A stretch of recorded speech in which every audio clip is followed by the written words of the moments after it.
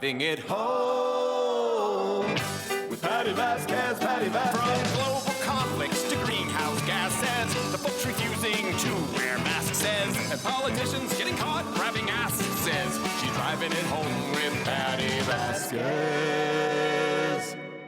All right, everybody. Let's start this week off talking about the things that you're all thinking about. I still cannot wrap my mind around the fact that the GOP, that MAGA, that drowsy Donnie, draft-dodging Donnie, by the way, had the nerve, the gall, the brazen hubris. I don't know. To say that the men and women deployed on the USS Lincoln, who have been out to sea since last November, and family members desperately trying to get the word out that their family members were suffering, that there were sailors jumping off and trying to jump off the ship. He said they hadn't been out there nearly long enough. He said that that's not really happening. That no one's suffering, that no one's complaining, that the families aren't worried, that they aren't angry and upset. And then Hegseth doubling down on that.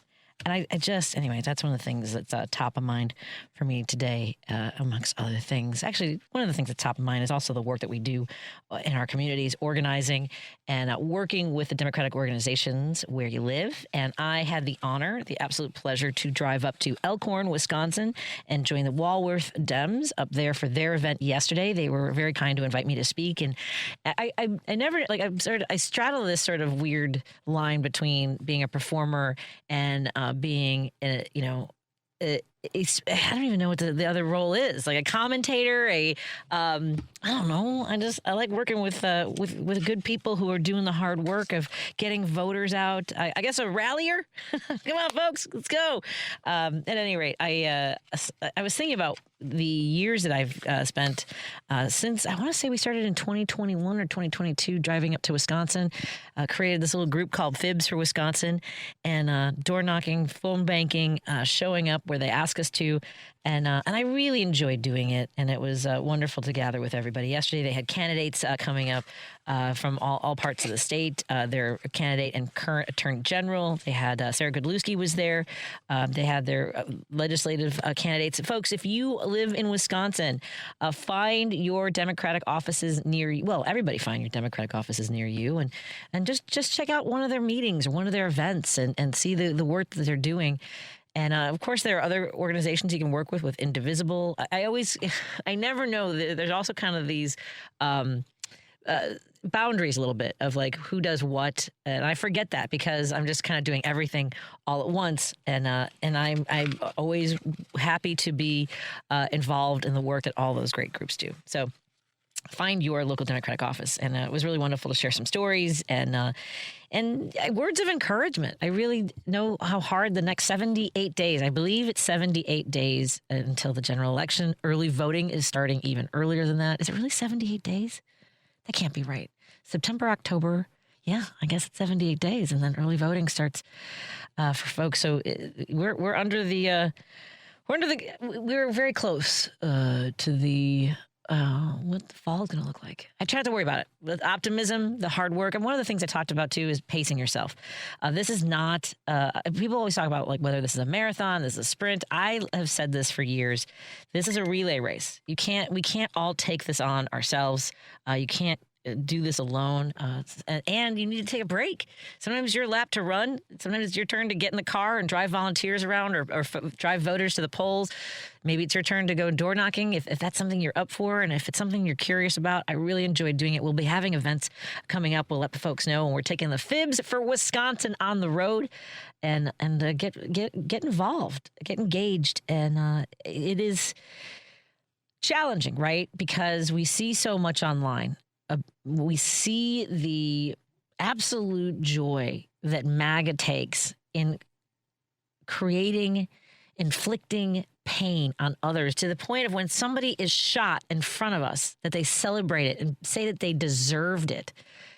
Even, I really cannot think of a situation where I can't imagine it, right? Where I would see somebody in MAGA, somebody I disagree with so wholeheartedly, despise what they stand for, and then cheer on their murder in front of us. I really find it very hard, and I know that I'm also different from even people in my own family when it came to executing my own brother's murderer. I don't take joy in somebody dying. And so seeing so many, and we've talked about this before, that when we see people doing things that are, I almost feel naive when I still have the ability to be shocked and horrified by what MAGA does. And it is because it's something I would never imagine doing or feeling. Hatred is such an easy emotion. It's a defense mechanism in your brain. You believe someone or something to be a threat. You've been told that. You've heard it over and over and over again, whether it's through Fox or your family, whether it's in your community, and you believe it so much, but it's also easy to not ask more questions, to not be curious, to not be wondering, is that true? Is that accurate? You just go right to the hatred, to the bloodthirst. And I'm sorry, but I feel the people that I work with, the work that I do, comes from a place of love, including the people who do things that I despise, who stand for the things I absolutely cannot tolerate, including intolerance. I still operate from wanting those people to be safe, to have not just a wage that helps them survive, but a thriving wage. I want them to have access, everyone, because if they have access to healthcare, that means we all have access to healthcare, universal healthcare for everybody. So we are all doing better. And so I feel that we operate from a place of love, loving our communities, our country, our family, and wanting everyone to do better so that we do better. And so I don't have problems causing good trouble.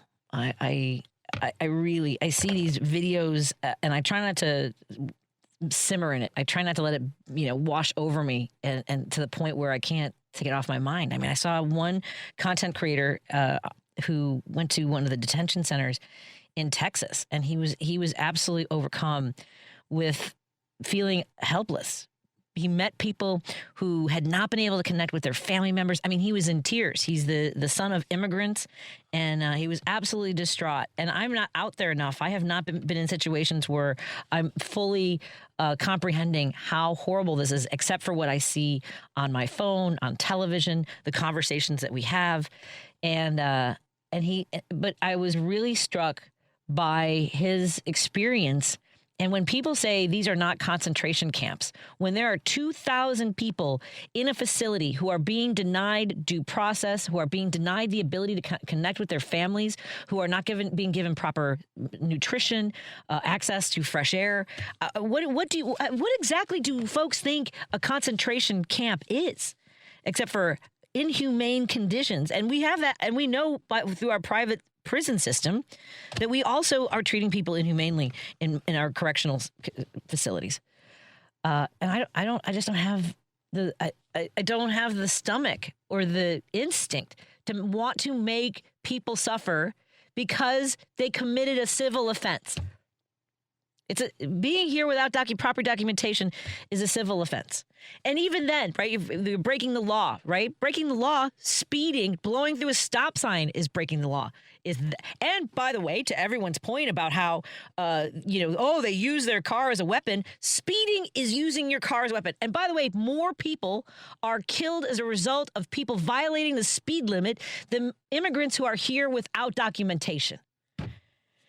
And I've had people on my Facebook page say, because I am against the violent behavior of our ICE agents. And I have to say ours because we are paying for them.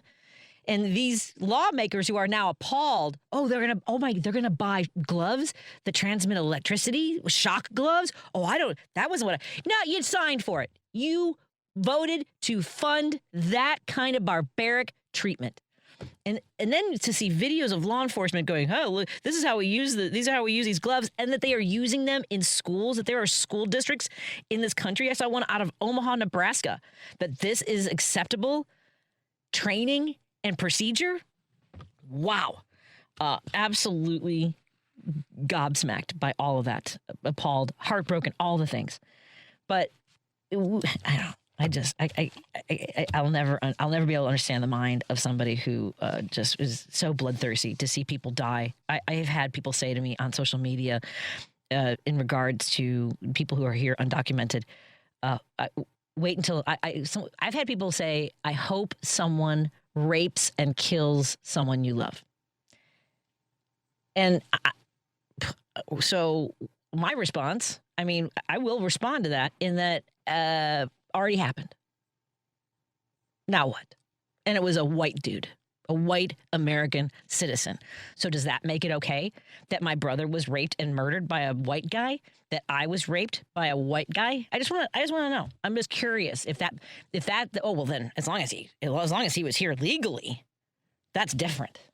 So, and like I said, I don't necessarily reflect the opinions of my family members or the other surviving families, but I resent when people use, for me personally, resent when people say, not knowing my family's history, say, well, what about someone like Gacy? Shouldn't someone like him be executed when they know?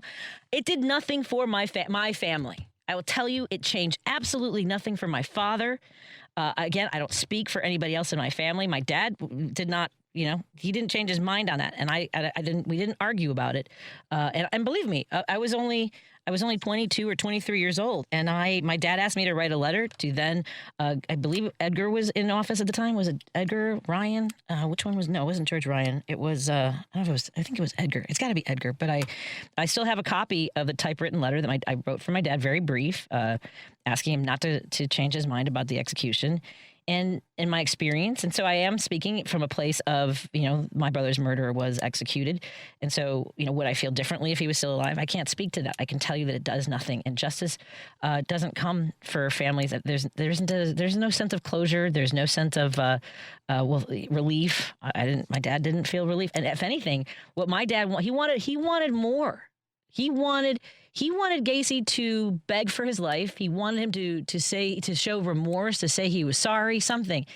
And, you're not going to get the peace that you want. What you want is your loved one back. And so I get that when there are people who are angry. And I you know what? I don't judge the people whose families have been affected. I understand where they are coming from. It's everyone that politicizes it and throws it at us as though, say her name, say his name. And when I respond, say his name, say Michael, say my brother's name, right? Because he was a white guy who was able to get away with it for so long. Why am I on this? Because when people post on my wall, I hope someone in your family is raped or murdered. How do I not? That's there. And I'm telling you, I guess, part of where I operate from. I don't celebrate in anyone's death. Okay, I just wanted to put that out there. Happy birthday to me. Where did that come from, Lady B? Whoa! I've been feeling a little emotional today. I think that's I was having a lot of memories as I was driving up to Elkhorn yesterday, and because I went to Girl Scout camp there when I was not just Girl Scout camp. I was thinking about the whole thing. My parents and my dad had a friend who owned a cabin in Lodi, Wisconsin, and we used to get to go up there every summer. And I remember swimming in the pool. I was just telling this story earlier. We had like one of those. It was one of those sort of campgrounds where there were cabins and then a general swimming pool for everybody. So I got to play in the water. And there was a movie theater nearby. And my parents, I think I told this story before.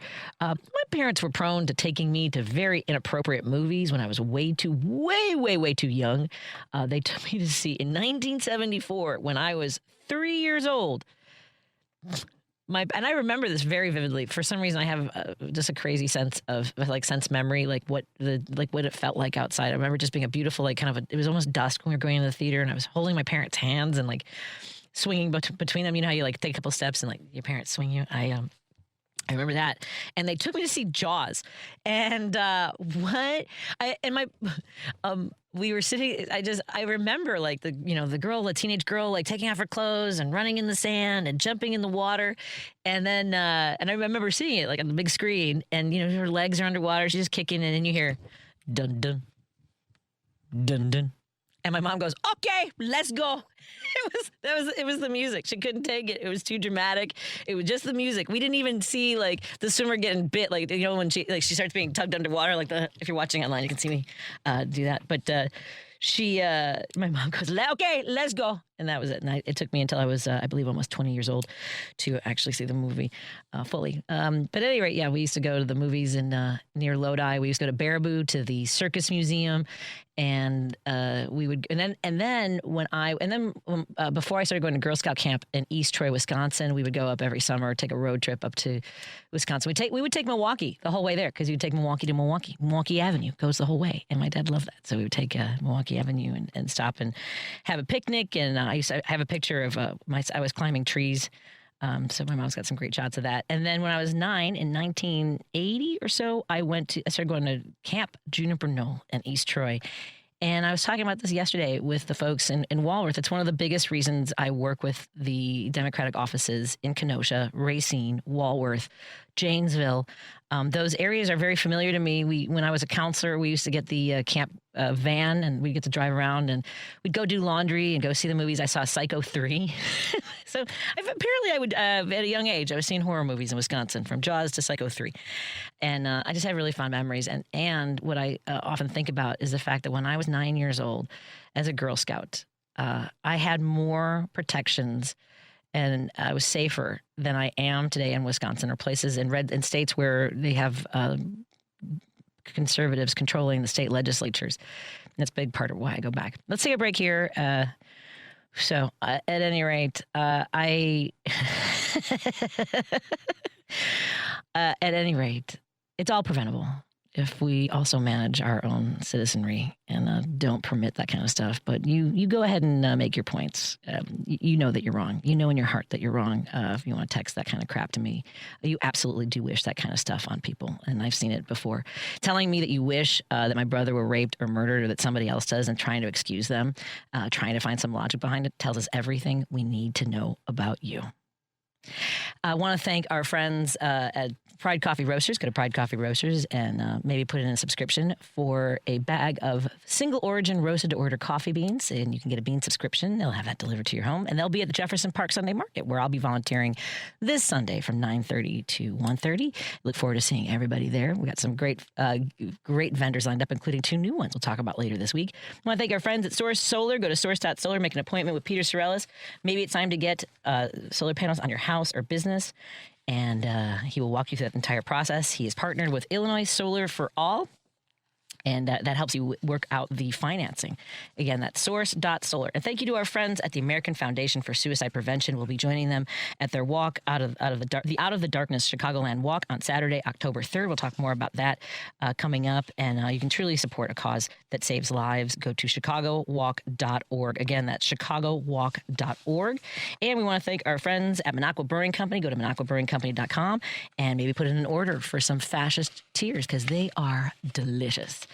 Thank you to our friends again at the Chicago Federation for Labor. We are going to be at Eddie Fest and the Labor Day Parade. We'll talk more about that as well. Let me take a break here because I'm super late. More in a moment on WCPT 820 Heartland Signal, KKNW 1150 in Seattle. Hello to everyone tuning in digitally on Facebook, YouTube, and now Minocqua Brewing Company Substack. Thank you for being here.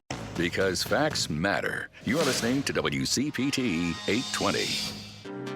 If you're listening to this station right now, you've definitely heard my voice before. Hi, I'm Hawk. And I'm Pete. And we're with Source Solar, your local source for solar. Source Solar is Chicagoland's premier solar installer, providing solutions for over 1,000 homeowners and business owners across Illinois and Iowa. With over a decade of industry experience and deep roots here in Chicago, we have the expertise to help your transition to clean, renewable, resilient energy. We can guarantee that we save you money day one without any out-of-pocket cost to you. This means you have an instant ROI, instant payback, and can save money to add to your bottom line day one. At Source Solar, we source everything as local as possible, meaning we always carry the Made in USA sticker. Find us online at www.source.solar. Stop in our office at 5710 Northwest Highway, or give us a call at 773-985-3992. And don't forget to ask for Hawk or and Pete. No detours, no distractions. Just bold ideas and real talk. This is Driving It Home with Patti Vasquez.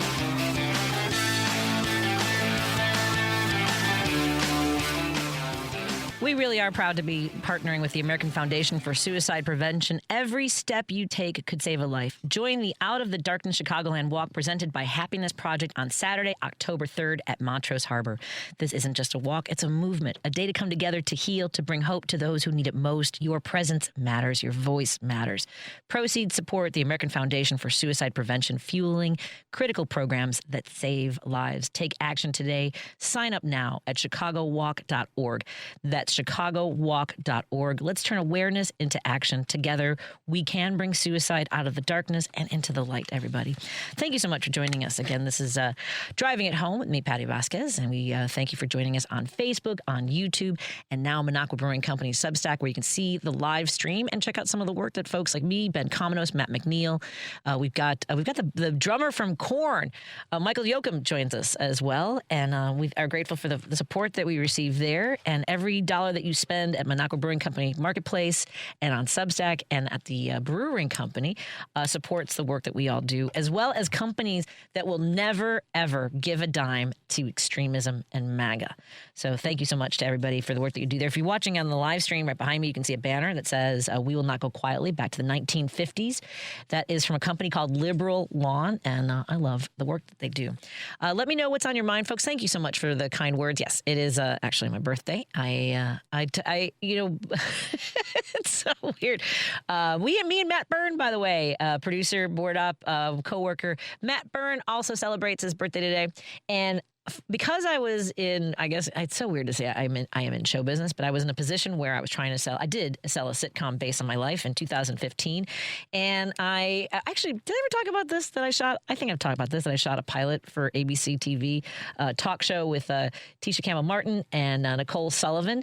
In 2012, ABC was looking to replace or counter, sort of have a balance to The View, and they wanted to get funny women. It was called Funny Women, and I was cast to be the third host on that show. And at any rate, I was very protective of my age because of genetics and my mother requiring that I moisturize at a very young age. I don't look my age. I think that's accurate, but I could be wrong. I remember one of my classmates, my classmate Jenny, a couple of years ago, I was at a fundraiser, and she came up to me and she asked me where I got my hair dyed. I don't dye my hair. Again, it's genetics. My mom looks younger than she is as well. My dad always looked younger, and he was a heavy smoker and drinker, and still looked younger than he was. So it's genetics. At any rate, I always protected my age because I was afraid of people not. It doesn't matter how you look; if they know how old you are, they can't get that out of their head. And so I was very protective of that, very secretive about. And I even when I would do interviews, even in my 20s. I wouldn't lie about my age. I would just use subterfuge. I would say when they would ask me how old I was, because journalists always want to know how old you are, and I was always moving the line, and I hated lying.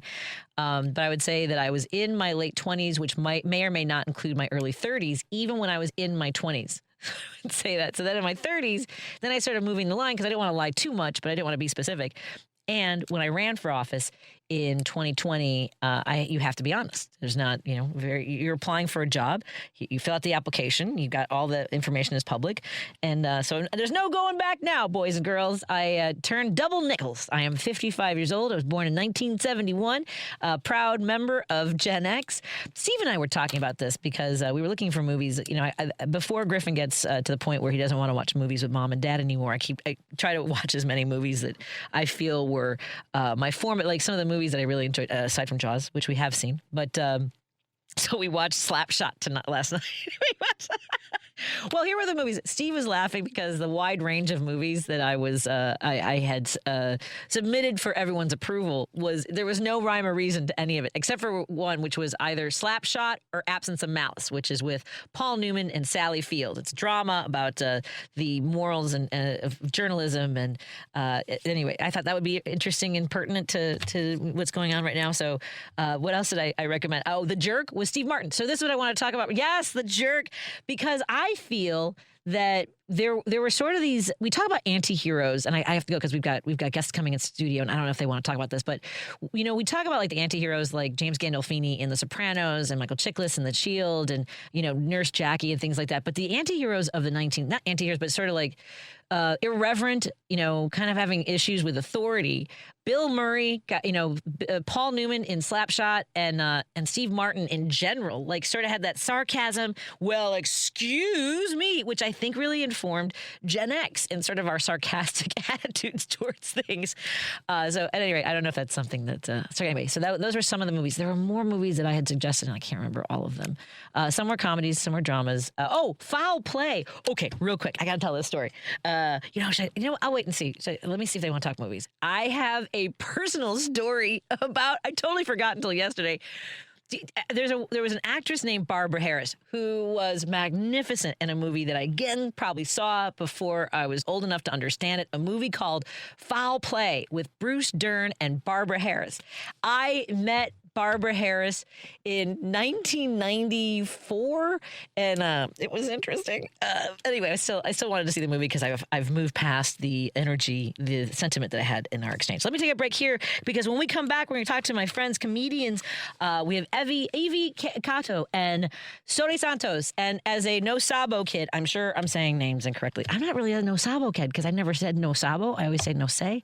But we'll talk about that when we come back on WCPT 820 Heartland Signal, KKNW 1150 in Seattle, and of course, all of our friends tuning in digitally. Thank you for being here. Hey Google, play WCPT. Streaming Chicago's progressive talk from TuneIn.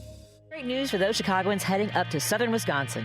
Should you ever forget to load up on progressive brews from the local favorites like Rogers Park Provisions or Park West Liquor in Lincoln Park, Minocqua Brewing Company beer is now conveniently available at Dream Liquor and Cigar in Kenosha and in the Lake Geneva area at Delavan Liquor and Smoke in Delavan.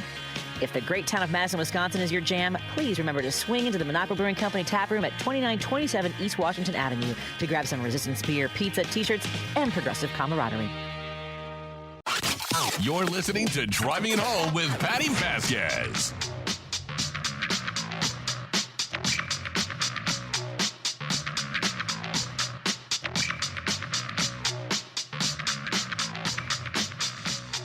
Thank you so much for joining us as we continue to drive it home. I am so excited to have in studio my guests who have a show coming up that someday I hope I have the opportunity to do. Do I have to speak Spanglish? Soli Santos, and now I feel like we all say it differently, but Evie? Evie.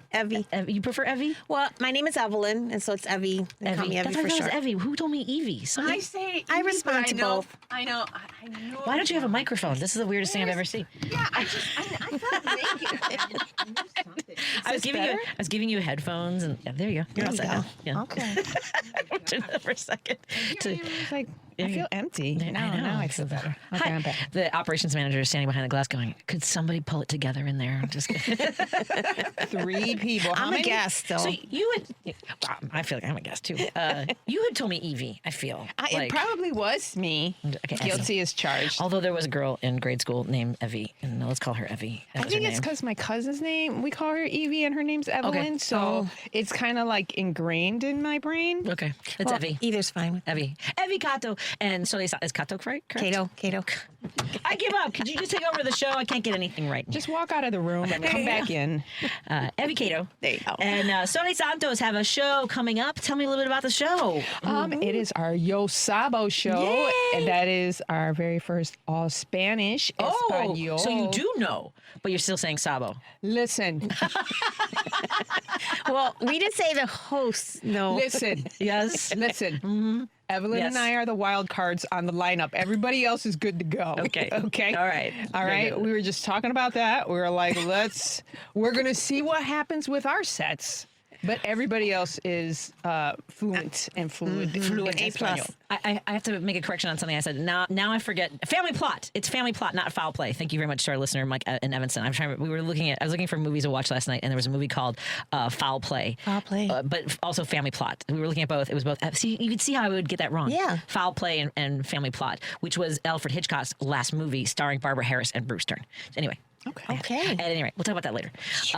So this is going to be at the Comedyplex again? Yes, the Comedyplex, 1128 Lake Street in Oak Park. Near the beautiful Harlem, park Harlem downtown. and Lake Street. It's a really fun club. It is. It reminds me of it's both like a great comedy club for all the sightlines, the audio, the comics. It's got a great green room, but it also kind of reminds me of going into somebody's basement and Yes. it just has that energy of we're gonna have a good. That's part of my I always bring that up. Yes. It just reminds me back in the days when I used to cut school. Go and you go hang out in Hey, your friend's She looked- basement? Yeah, have Parents some are fun. at work? I'm sorry. You used to cut school? No, I never. did not. I did not. I mean, I you know didn't. when I did. When we used to didn't. have days off. I didn't. Do you know I found out after I was dating my husband for long enough to apparently fall in love with him enough to go, he used to cut school, and I was like, I'm sorry, what? I don't, was it? I did not. couldn't. My mom used to take us and pick us up. I had. There are ways in the middle of the day, I would imagine. Well, I mean, I guess if I really tried in high school, but it was also an hour commute to high school public trans, That's and fair. I didn't want to. There was nothing in the neighborhood that you wanted to do? Nothing. Yeah. So For you- me, both parents were working full days, and so I'd probably do what I wanted. But I wouldn't. No, Wow.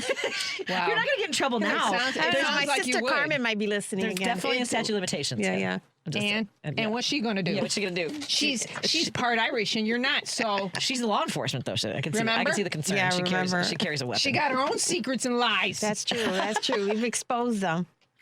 So this is Yo Sabo. So the Yes. comics do speak Spanish, but perhaps not the hosts. Well, our sets will be in Spanish now. Thank you, Now. Soli. Yes. Go ahead. You're asking for some grace. Will, favor. yes. Will there be some Por favor. conjugation errors? Possibly. That's all I got are conjugation errors. Gender. Will we misgender things because everything's gendered in Espanol? It's very possible. Yeah. Posible. All right. Yeah, I got that one May right. I Más go o menos? blank in the middle of my set? Are you going to rehearse it? Like, are you going to stand in front of a mirror and see how you look speaking I Spanish? need to. All right. Do you want to try something? Give me. This is not the mirror that you were referring to. I couldn't do it in front of Patty. Could you see her face? Isn't the craziest thing when someone's like, give me some of your material? Like, oh my God.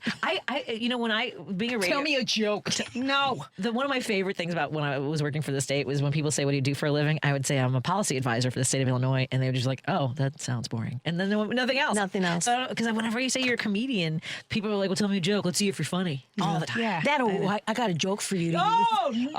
Yes. It's always the worst. I got a good one. Use this one. And Put it in your skit, in your little skit. I hate that word. I never You're gonna realized get that. a lot of laughs, yeah. There aren't many words that I just despise, but I've grown to despise the word skit. Skit. I felt really. It's weird to like have those emotions that seem unreasonable to other people. Yeah. But Steve had a lovely aunt, and she would the way she would say, "So what do you talk about in your little skit?" Yeah. I just couldn't take it. I was like, oh. You know what it is? Sorry, is sorry, that Steve. whether they mean it or not, when people say that, it just sounds so condescending. Yes. And that's what, and the word skit sounds so dismissive and diminutive, like little, like you're little scary. What are you doing with your skits? That's so cute. So how do you say skit in Spanish? I'm not encouraging anybody to use the word skit in Espanol. So now I got to listen to it Now in two languages. my brain's going. Also, I don't know. I don't know. That's a good question. For doing a show in Spanish, do you take the act you have and use Spanish, or do you do different comedy? Are you writing do. different material? Listen, I did a set many, many, many years ago, and I thought I could get away with doing that, and I learned the hard way that you cannot.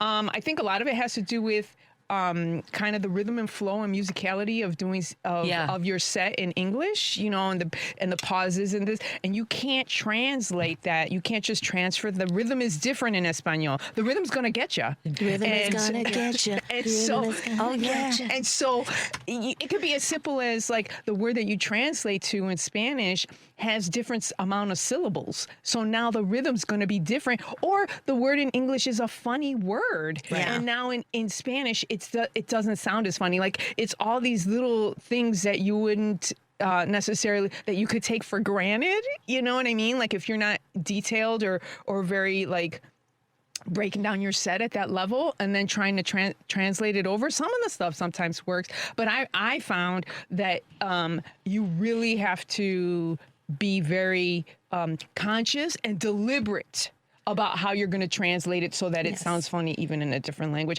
But for me, I find it easier is like, oh, this is a whole other arena of other juicy material. Absolutely.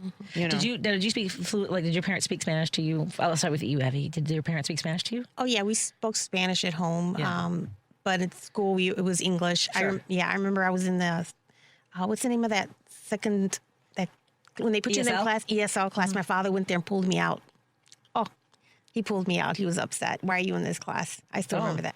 But at home, I spoke it, and then out in the streets, I didn't. So whenever I'm in public or with I get nervous if I'm on stage.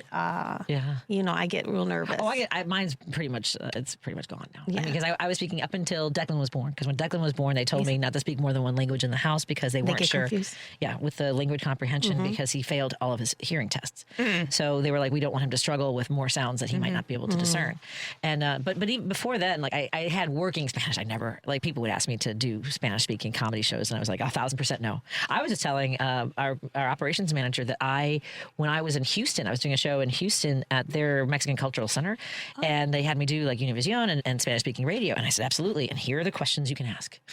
Okay, This is all because and it would be an explanation of why I don't speak Spanish fluently, including the fact that my siblings who are from Mexico would mess with me. I've told you this before. They would be like nariz, you know. Pointing at your mouth for nariz. That's for nose. Yeah. So I have like Spanish dyslexia on top of everything else. Oh, wow. So I question now. I question myself in both languages. Anyway, we're not here to talk about me. So who are the comedians who do Sabo? Well, we have a couple. I know we have at least one native speaker, Eliana La Casa. She's actually from Buenos Aires, so her español is perfecto. And then we have Jose Alfredo. We have Licinio Garcia. We have a guest, Diana de la Sawyer.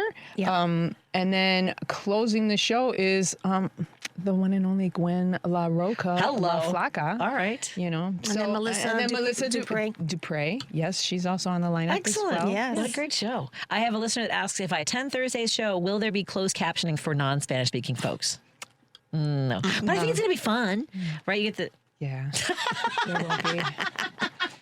We don't have that type of technology. If we could do it, it would be awesome. But I think you'll have fun listening to the hosts. You can have your Google Translate, have your phone, and just have it on audio. I had a friend who had the glasses on. He came to our bilingual improv class show, and he had some Google glasses. Translate the translation across the glasses. That's incredible. What? That is crazy. I was thinking more like the UN, where they have the little earbud thingies, and then they're You should be able to do that. You should be able to do that with your Google phone. Have your Bluetooth on. Have your voice activated on Google. That would be cool. Google Translate. I wonder if that would. Now I'm curious. I'm curious now too, because I had joked about that. I think in thinking about it, like, for the people that don't speak Spanish, to be more inclusive for the show. But I was like, I don't know that technology.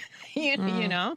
I have some friends that are taking Duolingo, and they're coming Thursday. They speak no Spanish. Well, if they can Duolingo, they're working on it. They're working on it. Exactly. They offer. I'm like, hey, yay. Listen, I remember being a kid. See, my parents didn't speak to my brothers and I in Spanish when we were growing up.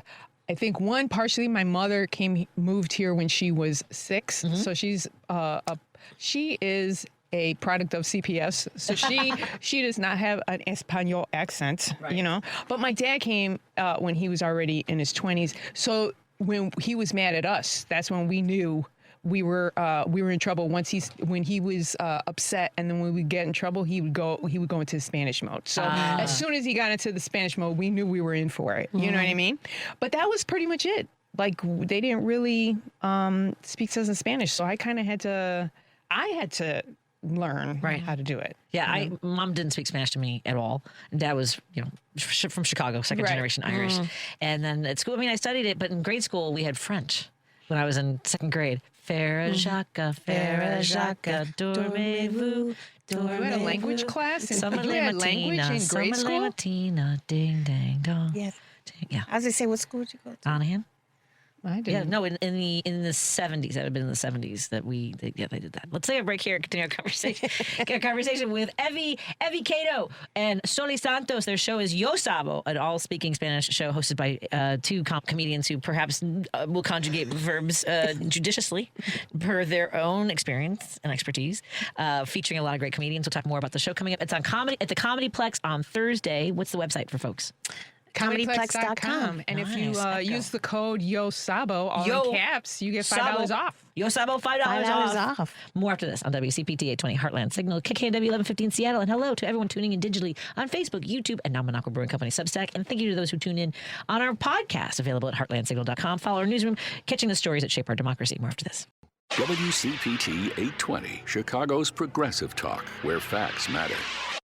You know Monaco Brewing Company ships right to you because drinking progressively shouldn't require a road trip. You need to try it is and always will be the Gulf of Mexico Mexican Lager. Yeah, that's the real name because when our, let's be generous and say, cognitively adventurous president tried to erase 5 centuries of geographic history with an executive order, the sane half of America grabbed a cold one and said, nah, it's crisp, it's Mexican style, and it pairs beautifully with common sense. And the Freedom Trail Kolsch, smooth, easy drinking, inspired by World War II escape routes that saved lives fleeing Nazi tyranny. Because resistance isn't just a bumper sticker, it's a tradition worth toasting. Order online anytime at MonacoBrewingCompany.com. They'll ship it right to your door. And for our Collier County friends, find them locally at our Tolly Wine and Company in Rockford, Bootleggers Liquors in Frankfurt, Westside Liquor in Morris, Liquor World in Kankakee, and the Deli Llama Store and Cafe in Lake Villa. Monaco Brewing Company, progressive beer for people who still give a damn. No detours, no distractions. Just bold ideas and real talk. This is Driving It Home with Patti Vasquez.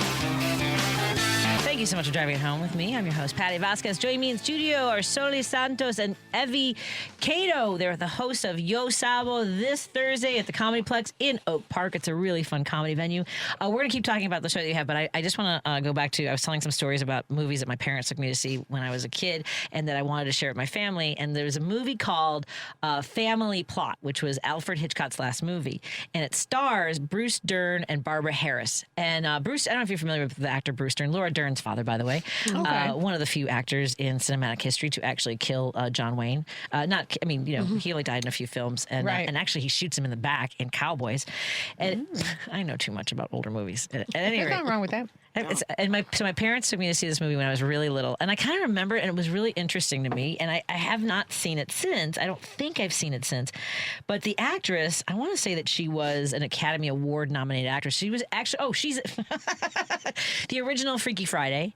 If you're familiar with the remake with Jamie Lee Curtis, Yes. she's in Family Plot. So she was in several movies. She was an American Tony Award-winning Broadway stage star, Academy Award nominated. She has passed away about 8 years ago. I want to say she was like one of the founding members. Yes, she was one of the founding members in the Playwrights Theater Club, whose other members included Ed Asner, Mike Nichols, and Elaine May. She was also in the Compass Players, the ongoing improvisational theater, which I believe then kind of became Second City. At any rate, so long story short, wow. when I started doing stand-up comedy, I started dating this guy who ran sound at the Improv. He was the sound guy, and he was also a theater director, and he was directing a play that was going to be what's right now Stage 773, then became like a bar area, but anyway, on Belmont Avenue. And I had a small role in it, but I was also doing book for all the actors that were going to be in the play, and we were at a park, and someone knew Barbara Harris, and they invited her. You guys, she came up to me. I was like 22 years old, and I was like really excited to be in this little play. And even though it's because whatever, but she came up to me and she goes, "Sleeping your way into the business?" Barbara Harris. Are you kidding me? Why did she say that to you? I was. Well, were you? Not for. No, I mean, like he was the sound guy at the Improv. I don't know how Wells. that goes. I don't know the levels. I love how Evie at first sounded offended for you, and then she was like, "Well, were you?" No. I mean, I don't know where that No, 'cause falls in the level. I didn't want to be a stage actress, right? Like he had like a funny little like one bit part, like one line or something for me. Yeah. I had no aspirations. I wasn't even auditioning for commercials yet. I went to theater school after that. Like I started doing stand up comedy in 1994. In 1999, I went to UIC for my master's in theater because I was not sleeping my way into the business. But here's the other thing: is that women are always accused of that in stand up comedy. And at any rate, Barbara Harris asked me if I was sleeping my way into to the Academy Award nominated actress, Barbara Harris. Well, but here's the thing. if sleeping your way to the top in comedy is the way to go, no wonder my career is going nowhere. Let's not get started on that. There are comics who we know have had relationships that have been helpful to their careers, and no, we don't need to. I have slept my way to the middle in social work. I don't. All lateral positions. Nobody. The sleep or the work. To clarify, please. Sleep my way to the middle. To the middle.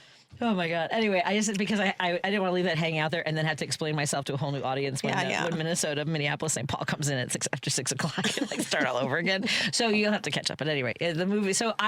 But for years, she was from Evanston, and so she was the last time I saw her in a movie was in Grosse Pointe Blank. I believe she plays John Cusack's mom in that movie. Really, I love that movie. Have you ever seen that? No. Movie? My husband hates John Cusack. So dislikes him significantly. They grew up in the same communities. That made everything awkward. Hi, everybody. So it's personal reasons. Yes. Of the disliking. Yes. Okay. But he also, I think he has some thoughts about his talent as well. Oh. Okay. Okay, anyway, Barbara Harris said I was a slut. And for a long time I disliked that, and now I kind of like, I should feel proud. That's what I'm like, I thought. She saw me as a little... Yeah. Thank you. I feel threatened by me. I would have been like, You think takes I got one to it? know one. Takes one to know one. Well- If what is it? What is it? What I am? You are. I know you. I know you are. What am I? Okay, so let's break. Oh, now we have to take a break. So now we have to. I've ruined everything by my silly little story about Barbara Harris calling me a slut. It's your birthday. It's you my can birthday. Yeah, Barbara Harris called me a slut. Do it. Carifreca. And Sucia. you know what? I think I missed out on meeting all the original Playwrights Theater Club members because Ed Asner licked my face. Let's take a break. No, wait. I have. Oh, you know what's so funny about that? I have pictures and I have witnesses. What?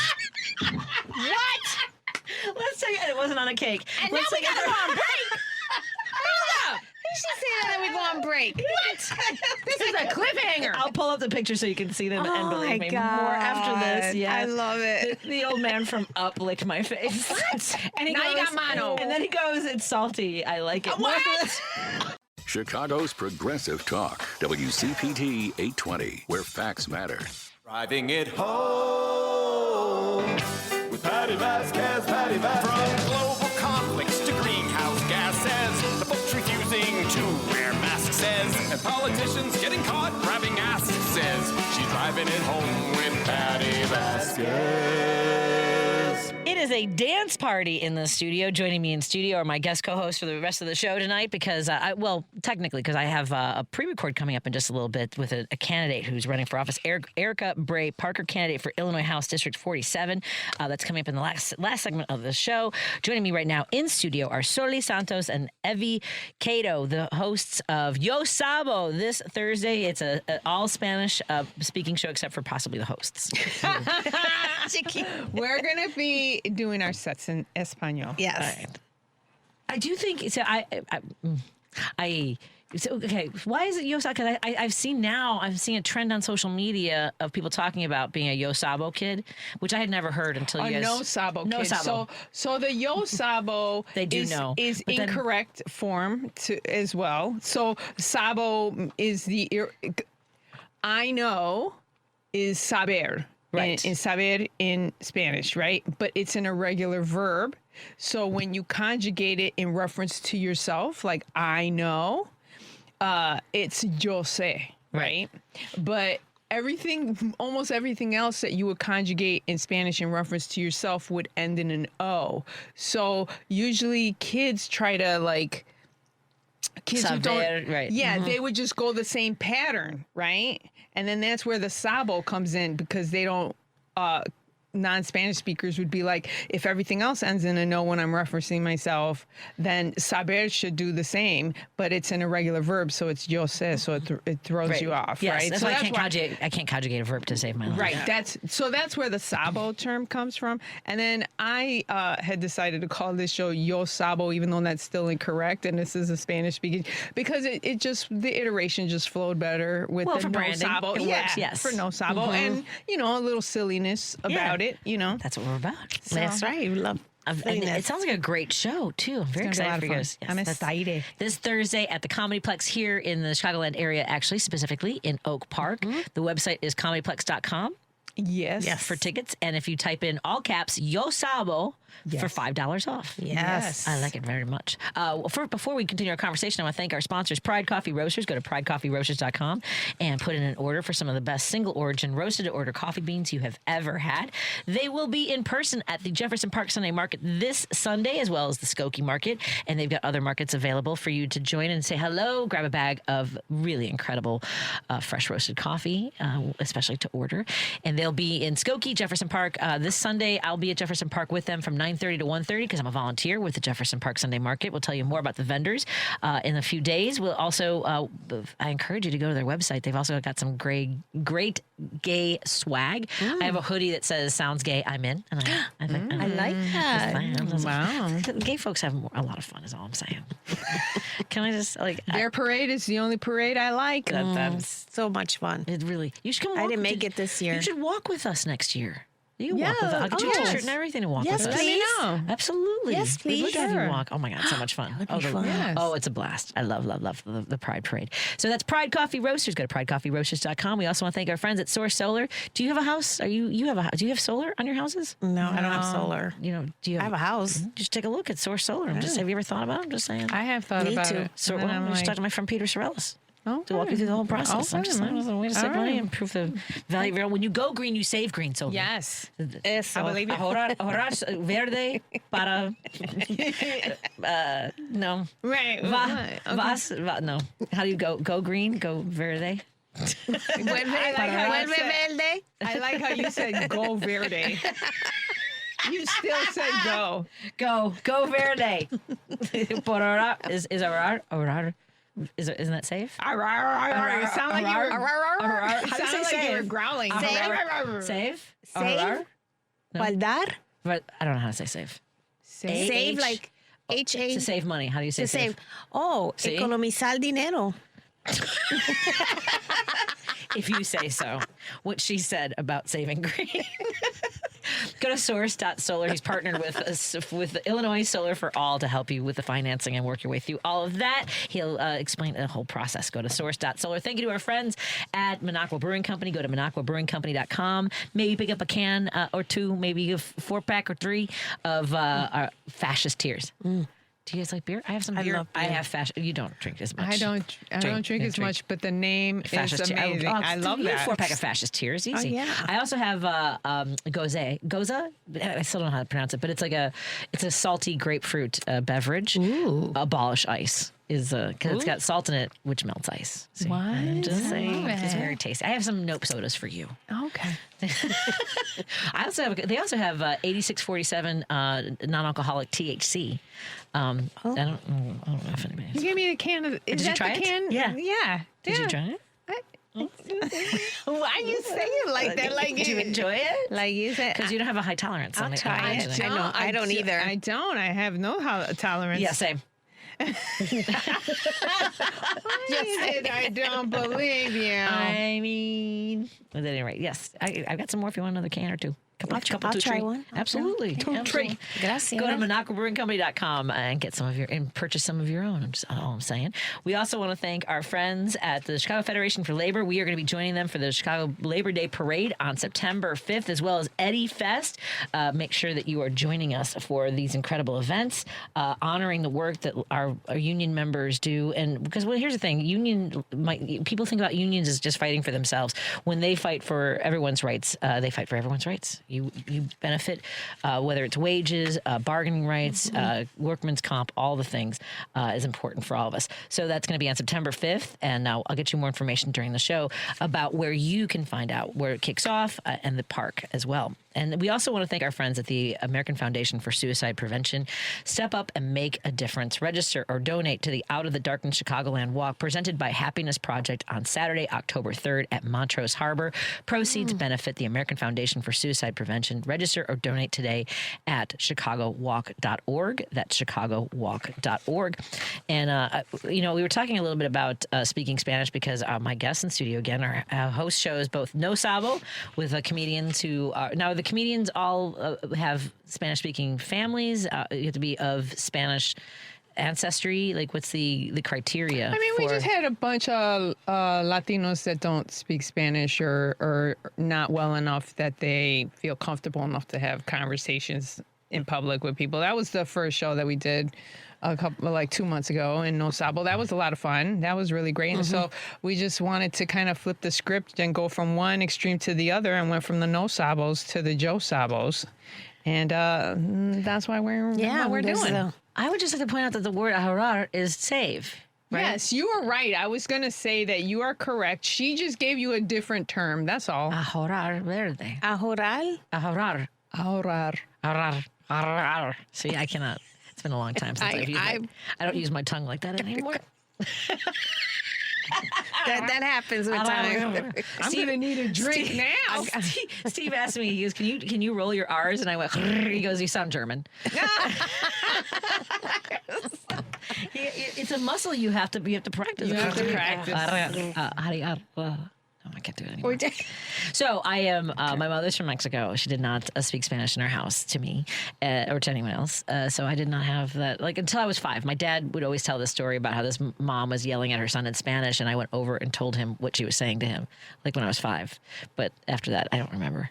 Yeah. But I didn't speak Spanish. I just apparently knew Spanish. Maybe I just knew how to be yelled at. Maybe. Cállate. I remember that one. This is what I'm saying. That was my dad. Yes. That's when I knew. I was like, oh, we understood it. But to respond in Spanish, are you kidding me? No. I took Spanish in high school. I actually minored in Spanish in college. It's on my degree. Wow. I didn't minor in it, but I did take Spanish all 4 years of high school and college. And because I was like, this isn't going to be so difficult because... that's what I thought in high school. Yeah, that's what I thought too. And then I was like, oh, no. Yeah, I was I grew up speaking Spanish, but I didn't realize that there were S's in words. That's that Puerto Rican. I didn't know. My first writing assignment, I had no S's in it. I had... Yeah. You're like, there's no S in the Spanish alphabet. ¿Cómo está tú? ¿Cómo está? ¿Cómo está? ¿Cómo estás? There was a woman in Walworth yesterday who was from Spain, and I really, her accent, I was just, I was like, oh, I'm not used to this. We don't have any of you in Chicago. I mean, we do, but very small. You didn't say that, did you? I kept looking at her mouth. You ever like have someone with an accent, or you're trying to, I mean, like, she's speaking English or someone in another language? Like, I'm trying to focus. Trying to focus on what you're saying. Yes. So I don't speak Spanish. And I would love to come and join you sometime, but I don't know that I can. I can't even do Spanglish. To be. Yeah, I know all the cuss words because my mom called my dad a lot of names in Spanish. Oh, nice. Oh yeah. I can't say them on the air. No, I can tell you all. Nice. Off. Yeah. You tell us off. I haven't even ever asked Lady B which ones are okay for radio. Are there any that are okay for radio, Lady B? No. She's like, run those past me first. So I am working on doing an hour-long show in this hour in Spanish. That's awesome. So would you be? I mean, yeah, of course. But would you feel comfortable on the air speaking? I can't even. Lady B would have to moderate the show because I wouldn't know what y'all are saying. Yeah, I would love to. I would love that opportunity. Would you be comfortable doing a political hour? Yes. All right. Let's do this. We can laugh at whatever we mispronounce. Well, what I love, it's interesting because in our community, I'm not, we are watching what's unfolding with ICE agents and everything like that. And then I saw someone sort of talking about the different needs of each community because we are different, like Mexican immigrants, Puerto Rican immigrants, because Puerto Rico wants statehood. Right. But I know that there are people, regardless of. I mean, depending on who you talk to, this I think the leaning at this point right now is independence. But Yeah, right. There's always been a battle about that. I mean, I could do a TED talk on that alone, you know, and I think the political feelings with people on the island and how they feel about that. Yeah. When have you had a chance to go back? Go home? Not go back, but I mean, I know that you visit and have family in Puerto Rico. Yeah, I try to go every year. I usually go in January when it's not really the funnest time to be here, right after the holidays. I usually go because it's like 80 degrees. And the weather's amazing. Yeah, and it's not hurricane season, and it's kind of off season for around that time. Tourists if you go and stuff. after January 6th, because that's Three Kings Day, and then that's pretty much when the holidays pretty much go to like mid-January there, and then after that it gets pretty cheap. Yeah, and the weather's perfect. And the weather's perfect, so it's a great time to go. So I try to go every January. Oh, very nice. I know Annabella Val has a lot of family there as well, and she talks a lot about. She had a beautiful story about when her mother passed away, about her brother and she going to visit where they had a tree. You know, where they were able to go visit this childhood location, and I know that everybody. I would love to go to Puerto Rico. I was trying to think of the comedian that I would work. Sarah Contreras. Sarah Contreras. Yeah, let's do a trip. Can I do a No puedo hablar español? Oh yeah. You don't honestly, the way it is right now, you don't need to know Spanish to go there. Okay. Almost everybody speaks English at this point. You know, you have a pretty good chance of bumping into somebody that speaks. They usually have a New York or an East Coast English accent. I agree. I was just gonna say that. Yeah. But you can get through. I took one time years ago. I took my then boyfriend with me, and he was African American. Well, I'm sure he's still African American, but you know we're just not together anymore. But I took him, and there was a panhandler asking for money in Spanish, and so my then boyfriend was like, "No hablo español," and I already knew what was going to happen. And as soon as he said "No hablo español," dude went into panhandling in New York English accent, like, "Hey, yo, you got some money?" And I was dying because I was like, "You thought you were going to get away." And you did not. Soli Santos and Evie Cato are the hosts of Yo Sabo, a Spanish-speaking show, except for the hosts. I mean, they speak Spanish, but they came up with the title Yo Sabo, and that's everything you need to know about a Spanish-speaking show. Absolutely, 100%. This Thursday at the Comedyplex, go to comedyplex.com, use the promo code Yo Sabo, all caps, for $5 off. And we can open the phone lines. I know we maybe have some callers that want to join the conversation. Let's see what topics are on people's minds and see what's in the news. After this, when we come back on WCPT 820, Heartland Signal, KKNW 1150 in Seattle, KTNF AM 950 Minneapolis, St. Paul. Of course, we're broadcasting here in Chicago on WCPT, and all of our friends tuning in digitally on Facebook, YouTube, and now Minocqua Brewing Company Substack. All of our podcasts are available at heartlandsignal.com, where you should also be following our... Please follow our newsroom. They're catching the stories that shape our democracy. You're listening to WCPT 820 because facts matter. If you're listening to this station right now, you've definitely heard my voice before. Hi, I'm Hawk. And I'm Pete. And we're with Source Solar, your local source for solar. Source Solar is Chicagoland's premier solar installer, providing solutions for over 1,000 homeowners and business owners across Illinois and Iowa. With over a decade of industry experience and deep roots here in Chicago, we have the expertise to help your transition to clean, renewable, resilient energy. We can guarantee that we save you money day one without any out-of-pocket cost to you. This means you have an instant ROI, instant payback, and can save money to add to your bottom line day one. At Source Solar, we source everything as local as possible, meaning we always carry the Made in USA sticker. Find us online at www.source.solar. Stop in our office at 5710 North Northwest Highway or give us a call at 773-985-3992. And don't forget to ask for Hawk or Pete. No detours, no distractions. Just bold ideas and real talk. This is Driving It Home with Patti Vasquez. Thank you so much for joining as we continue our drive home here on WCPT 820 Heartland Signal, KKNW 1150 in Seattle, KTNF AM 950 Minneapolis, St. Paul. Joining me in studio are my guests, Evie Cato and our friend Soli Santos. They are the co-hosts of the Spanish-only comedy show, except for the hosts. Yo Savo this Thursday at the Comedyplex in Oak Park. Let me see if Roosevelt wants to go. Roosevelt, you should go to this show, Roosevelt. When is that?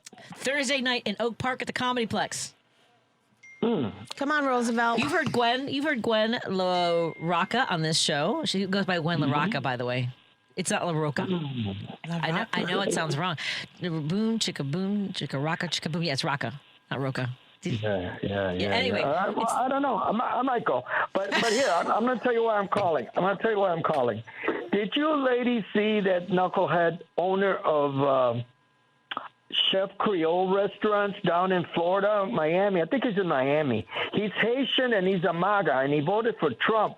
But now they're deporting all his people, so he's starting to close his restaurants. Now, who do you suppose was working in his restaurant? So now he says he regrets it. He regrets. I saw that. Yeah. Did you see that? There's a worse story. One of the worst things we've seen a lot of horrible things. One of the more disgusting things I've seen in one of these possible roundups was there was fear that there were ICE agents coming to this place in Texas. I think the name of the town was actually called Goodyear. And so people were trying to leave. They were trying to get out because it doesn't matter if you're here legally. If you look Spanish, exactly. you speak Spanish. Target, yes. So they're trying to get out. The manager locked the doors and was trying to prevent them from getting out. No. I saw a clip of that. Yeah, that was horrifying.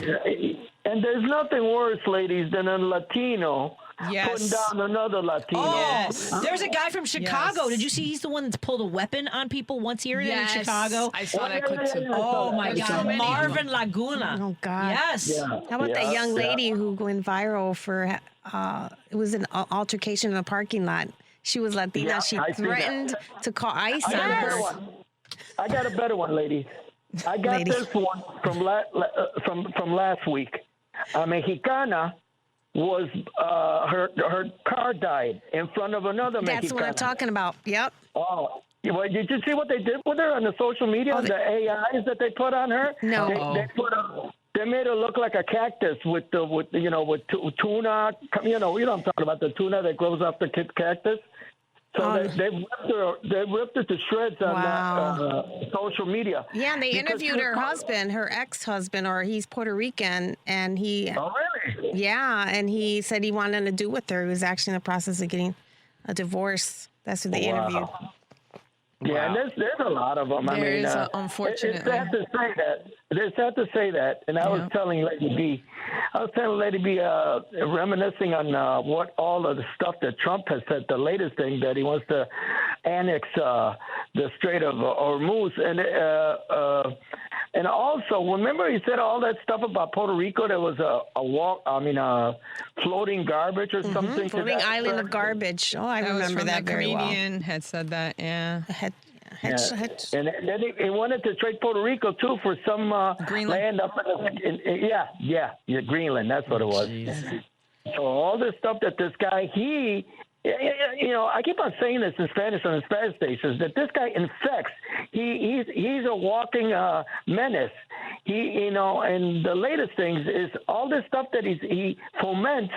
Well, he's done it all for 10 years now. We're going on, 11 years now, because actually it was 2016 when he started all this racist stuff with the Mexicans. But it's sad to say that a lot of these people fall for it. You know what I'm saying? I'm talking about Latinos specifically. Yeah. It saddens me that you have bilingual ICE agents too. I see a lot of young ladies with their ponytail and speaking in Spanish as they're arresting their fellow Mexicans. Yeah. Or especially the ICE agents that have a Spanish accent. Mm-hmm. It's like you could be picked up too. What? Yep. But a lot of these people, ladies, that are Mexican, they ain't taking that garbage. You see how they talk to them? You see all the stuff that they're saying. You guys are talking about Spanish? All I'm going to say is la madre. That's all I'm going to say. They tell them that. You know what I'm talking about. Yeah. The Mexicans. Yeah. So, but Yeah, it's so sad that all this stuff is happening, but I'm sorry to say, but it's going to get worse with this guy, Mark Wayne Mullen. Mullen. Yeah, no, I agree. It is. I think it has gotten worse because now they're showing up. Like they're trying to fly under the radar and scooping up people when everyone says do things the right way, and they are, and they're grabbing them at the courtrooms, at their check-ins. And I'm going to close it with this. You know, I was thinking about what you were saying as you opened your show, Patty, about the crimes and all that stuff. What about the crimes that are committed by these ICE agents? They're getting little girls pregnant. They're sexually abusing them. Yeah. So, you know, all this stuff that's going on, that's unnoticed, and it's not reported. And another thing that's not reported is the condition this guy is in, mentally and physically. You see the latest thing on his derriere? Diaper? The video? Oh, my God. The diaper. Okay, hold on a second. So if you guys haven't seen this video of Trump coming off his stage, it looks like, remember the bustles from like the 1800s where they have like the big thing? And someone said you have to take the diaper out of the box first. Stop. Oh my gosh. That's hilarious and gross at the same time. So gross. Don't get me started on this. What's her name? What's the woman who takes care of his changings? Who she carries a briefcase with his diapers and supplies. Natalie. Is it Natalie? What was it? The diaper specialist. I can't think of her name. At any rate, I mean, look, she's in love. She's in love. She says she'll never leave him. Oh God. He says anyone doesn't go anywhere without him. I mean, that's a special kind of love. Where's Melania and all this? Oh, she's got a new series on Netflix coming out or whatever. Yeah, that's crazy. Yeah, the same. Thanks so much for calling, Roosevelt. Thank you, Roosevelt. See you Thursday. Go Thursday. $5 off tickets. Just type Yo Sabo in all caps. I know it hurts because you speak Spanish fluently, but it's Yo Sabo for the promo code. Yo Sabo. More after this on WCPT 820 Heartland Signal and KKNW 1150 and KTNF AM 950. My guests, Evie, Cato, and Soli Santos, the hosts of Yo Sabo, this Thursday at the Comedy Plex in Oak Park. They're the ones that are naming it, not the comics that speak Spanish. And I would be like, Yo say. Alexa, play WCPT. WCPT from TuneIn. To Driving It Home with Patti Vasquez. Thank you so much for joining us as we continue our drive home. I'm so glad to have in studio with my friends. And before we continue our conversation, I want to remind everybody at the Monaco Marketplace, we've made it easy to boycott companies who've bent the knee to Trump. The Koch Corporation, who funds MAGA extremism, owns Georgia Pacific, which makes toilet paper and paper towels. We've partnered with Who Gives a Crap so you can get your paper products without funding fascism. To get a 10% discount on Who Gives a Crap, seriously, that's the name of the TP company, TP and paper towels, type in the coupon code boycott when you check out. That's coupon code BOYCOTT. A percentage of every purchase made on the Monaco Marketplace is donated back to groups fighting the resistance in the upper Midwest by Progressively at MonacoMarketplace.com, and save democracy with your wallet. Joining me in studio are my guests, co-hosts for the rest of the show. We've only got 5 more minutes left, so we have to get some of our phone calls. Evie, Cato, and Soli Santos are the hosts. The non-speaking the Spanglish-speaking portion of Yo Sabo this Thursday at the Comedy Plex. Your tickets are $5 off with the promo code YOSABO, all caps. And what time is the show? 7:30. 7:30. Yeah. You could also bring your own food. Sí. And parking's right in the back. Muy barato, very cheap. cheap. $3. Ahorraste dinero.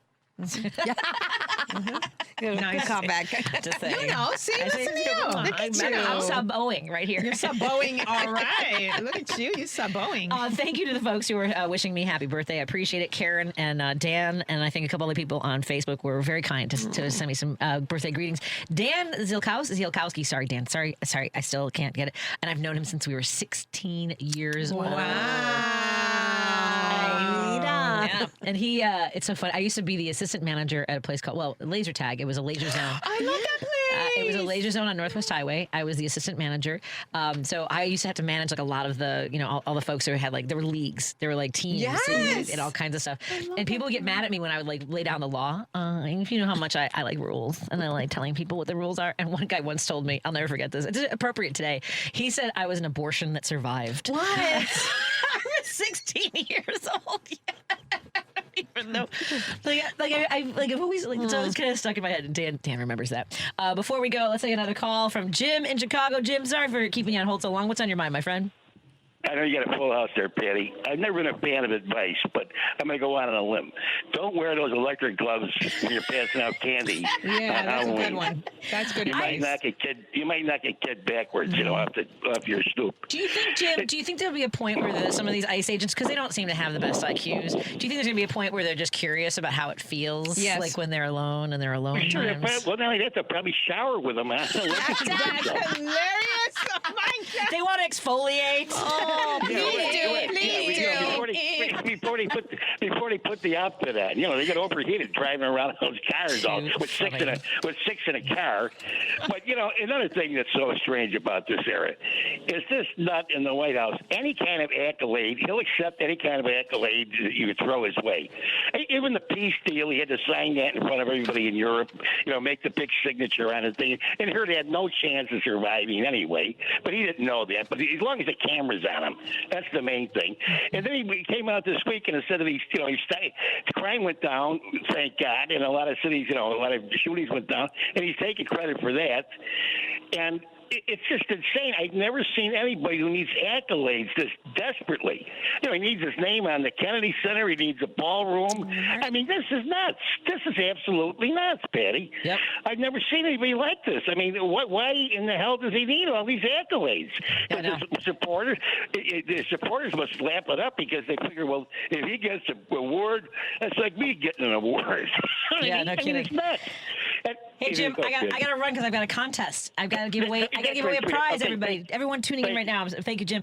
You have been asking, and we have been listening. And WCPT is proud to announce Riot Fest is back September 18th through the 20th at Douglas Park in Chicago, featuring bands like 21 Pilots, The Pixies, Iggy Pop, Tool, Afro Man, Alanis Morissette, Elvis Costello, and many more. Tickets are still on sale at riotfest.org. But for one lucky WCPT listener, you will be going to all 3 days of Riot Fest on us. Nice. Every day this week, one listener will be entered into our contest to win a pair of 3-day passes to Riot Fest, and we will announce the winner on Monday, August 24th. But we don't want to leave anyone empty-handed, so all 5 qualifiers will also receive a $50 Let Us Entertain You gift card. Contest running on WCPT 820 are open to listeners 18 or older and residents of the greater Chicagoland, Northwest Indiana area. 1 entry per person, one winner per household. Void where prohibited by law. Listeners may only win or qualify to win once every 30 days. Complete rules are available on our website at WCPT.com at WCPT820.com by clicking the contest tab.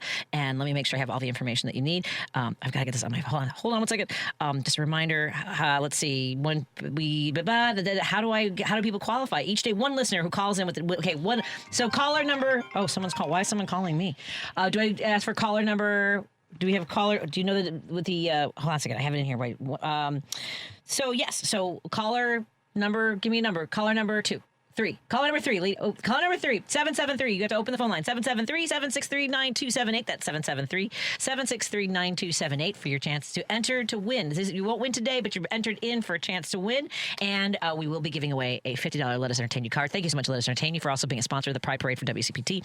This Thursday at the Comedyplex, Yo Sabo with Evie, Cato, and Soli Santos. Go to comedyplex.com, enter in the comedy code, the promo code, Yo Sabo, all caps. Thank you so much, ladies. And come back soon. Yes, I gotta go. thank you. More after this on WCPT 820 Heartland Signal and KKNW. Oh, yeah, we have an interview coming up. Chicago's Progressive Talk, WCPT 820, where facts matter. You're listening to Driving It Home with Patti Vasquez. Thank you so much for joining us as we continue our drive home here on WCPT 820 Heartland Signal and KKNW 1150 in Seattle, KTNF AM 950 Minneapolis, St. Paul. Hello to all of our friends tuning in on our digital platforms, including our live streams for Facebook, YouTube, and now Monaco Brewing Company Substack. And if you have missed any of our interviews or want to go back and listen to something, everything is available as a podcast. And the best place to go is heartlandsignal.com, where you'll also find our newsroom, catching the stories that shape our democracy. We talk a lot about national politics, and you know that my passion is with local politics, in particular at the state level, where decisions can meaningfully impact your life pretty quickly. And we don't wait for Washington to fix things. And you know who really doesn't wait? Illinois teachers. Our guest today spent 33 years in the classroom teaching kids' civics, actual civics. We were just talking before the show about some of the real-time things and our near recent past that's continued to have an impact. In basically teaching students, here's how power works. And now she's going to walk the walk. Erica Bray Parker is a Democratic candidate for Illinois House 47th District. That's Wheaton and the surrounding DuPage County towns. She's been on the Wheaton City Council since 2019. She's a retired high school teacher, and she's watching the Trump administration. Are you retired? Because it sounds like I am. I retired on May 22nd. I was going to say, because it sounded like you were still teaching. She's a retired high school teacher, and she's watching the Trump administration gut federal education funding in real time. Money her own former colleagues relied on. Illinois is set to lose over $200 million in K through 12 funding if the Department of Education cuts hold. 32 Illinois schools already lost their community school grants, including one in West Chicago, right in her backyard. So this isn't abstract for her. It's Tuesday morning in a Wheaton classroom somewhere, and teachers are worried. And here's someone who is fighting to help. Erica Bray Parker, welcome to the show. How are you doing? Good. Thank you so much. This is exciting to be here. Yeah, I'm pleased to have you, and I hope you're staying hydrated for all the reasons. Yeah. And actually, I taught in the Glenbard district, and they just started yesterday. So the teachers are sitting in the classrooms today, getting ready for those kiddos tomorrow. So I miss it, but this is a next exciting adventure. Oh, I think that it's one of the best things I've ever done in my life was run for office. So you taught civics and psychology, which I think is very important and pertinent these days. Yeah. Understanding psychology. So when you watch the Trump administration start pulling federal education grants in the past year, what does that look like from a teacher's perspective, and not a candidate's, but a teacher's? Well, as a teacher's perspective, in the classroom at the high school level, we've got 30 kiddos sitting in front of us, typically 5 times a day. And you get to know them, and you know where those programs impact the kids and who needs some of the programs. And you know that money, the taking away of that money, is going to have a direct and detrimental impact on a child that is sitting in front of you. So it is real. Yeah, that is daunting too, because it's already a responsibility, and to know you can't do it to the best of your ability is just unconscionable. So West Chicago Elementary District 33 lost full service community schools grant funding. Wagner Elementary, Lehman Middle School, Illinois overall stands to lose over $200 million if the pause grants get eliminated. So, that's a whole district, whether it's a teacher. Now you might be in a position in Springfield to help the district. I don't think people quite get the layers of, the municipalities, the school, the ways in which property taxes work for education. What is it like for, budgeting, for figuring out how staff would work, the programs, all the things? Well, unfortunately, a lot of what the Trump administration and their people are doing, it creates chaos, right? Yeah. And when you're trying to budget for kids for the next year, and so you'd mentioned I'm also on the Wheaton City Council, and you want to do responsible budgeting. And responsible budgeting means you know how much money you have.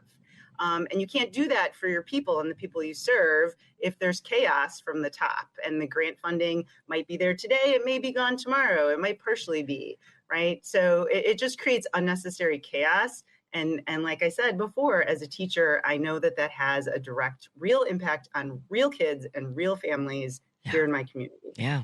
So tell us a little bit about, with the 33 years of experience now. I mean, there's this whole trend, not trend, but this theme that I keep seeing, when I scroll sometimes. And it's a little bit about how, the person that you need to impress is not the loved one in your life, not, but the person you were at 8 years old and the person you're going to be at 80.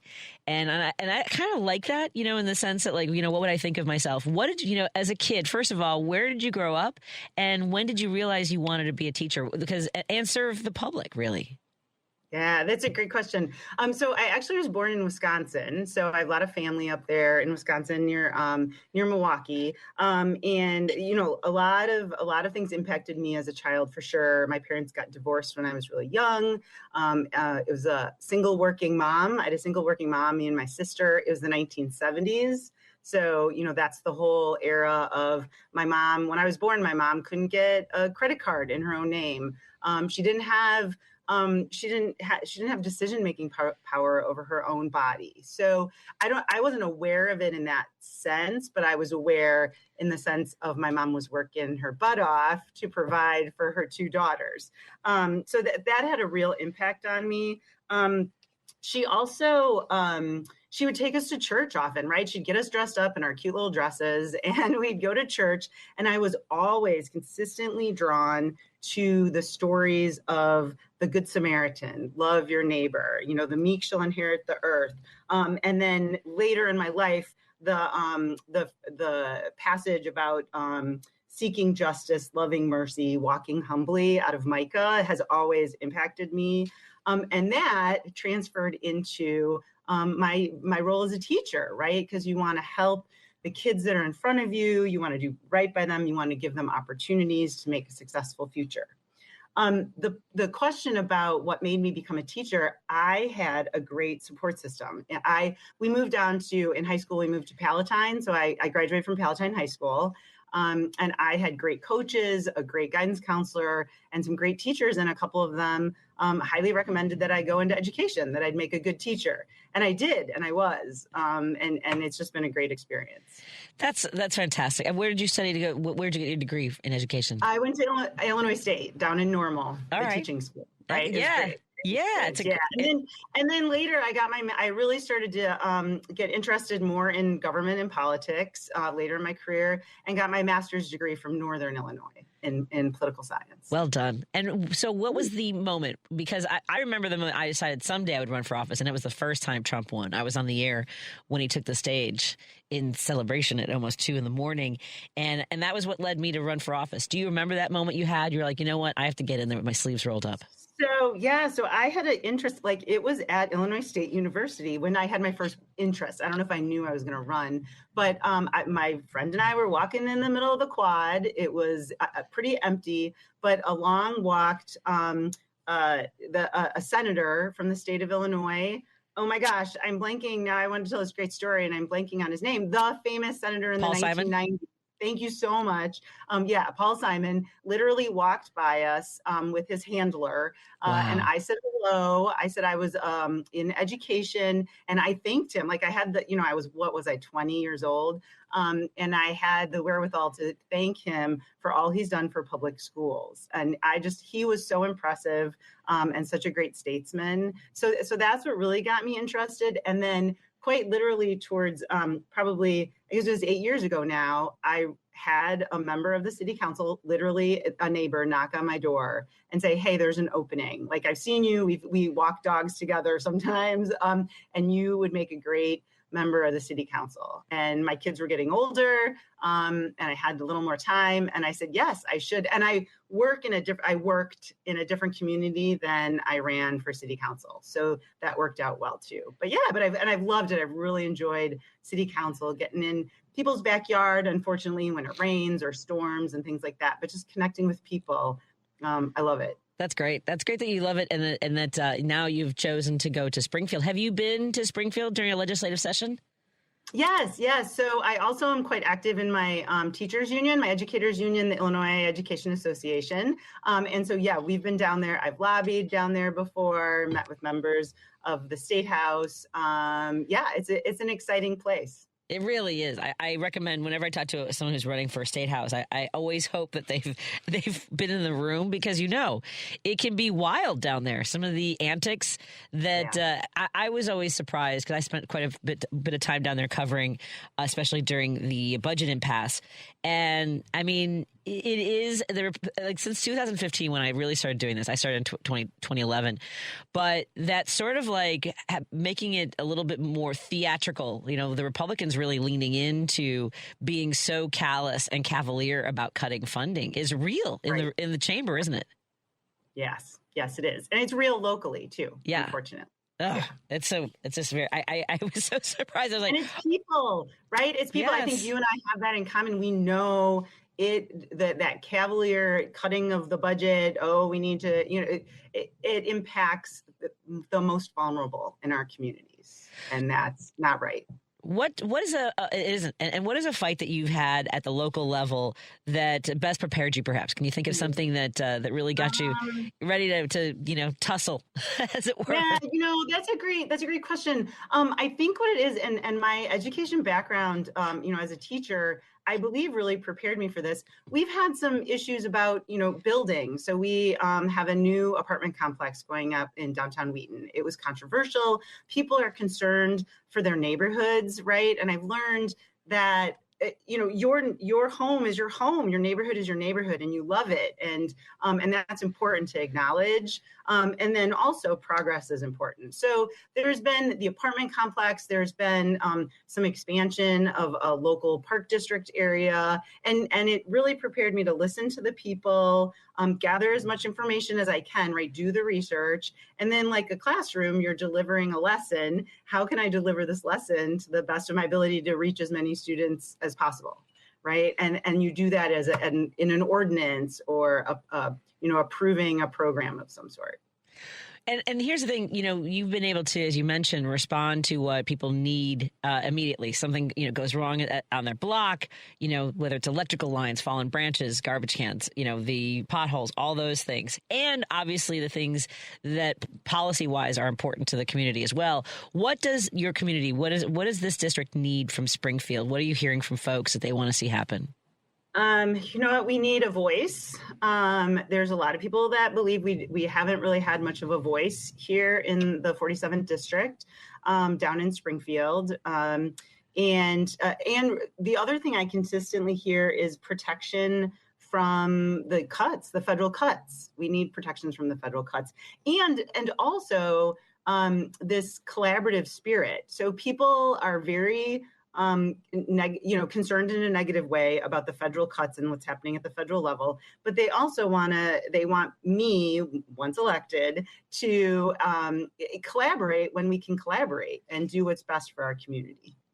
And that's the thing that I think when we think about our state electeds, I wish people got more engaged. So what are some of the ways that you would encourage your constituents to connect with you when you are in office? I mean, so that people do feel like they're heard. Good question. So right now, I encourage them to answer the door because of the automatic doorbells. People are really answering the door. So please, I'm friendly. I just want to chat with you. But once, knock on wood, once in office, I will be accessible. I am accessible now on the city council. I will continue that. Calling, emailing, like even right now with my campaign, I still answer my own emails. We'll see when things pick up, how much time I have to do that. But I will meet with people, come to my office. We'll have an in-district office that will be open because currently I'm not sure that we have that. And we will have, an office in Springfield that will be open as well. That's great. And the other thing I do, I'm trying to figure out, I've wanted for a long time to do a field trip to Springfield so that people can watch their legislators in action and meet with them. One of my solutions for the ring bells, by the way, was I would just quietly, and I have these ready to go. I would have, do you remember from the movie Love Actually?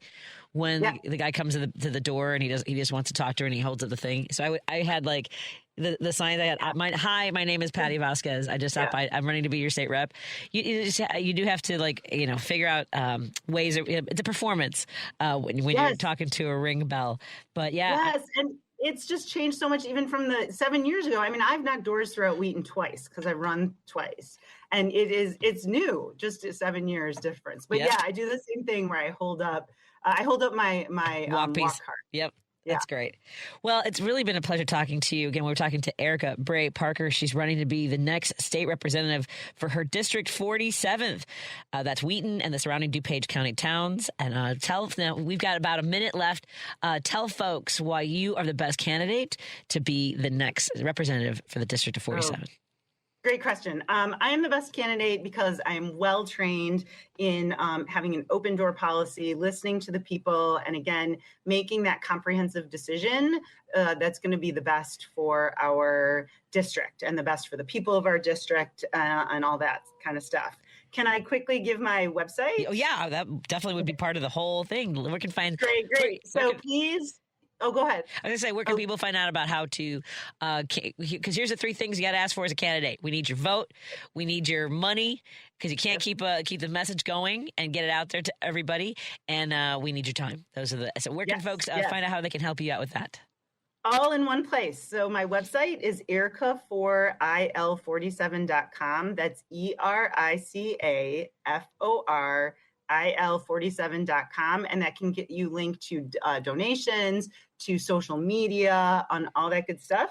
And just remember my little fun tagline is that you can't spell America without Erica.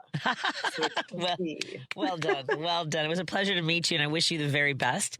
Yes, thank you so much. And again, thank you for taking the challenge on to represent your district, especially since we need more progressives in Springfield. So thank you so much. Have a great rest of your day. Go get them. Thank you. Thank you very much. Take care. You too. Thank you, everybody, for joining us. Have a great evening. Thank you, Lady B and Paul Shivari. I love you all. Take care.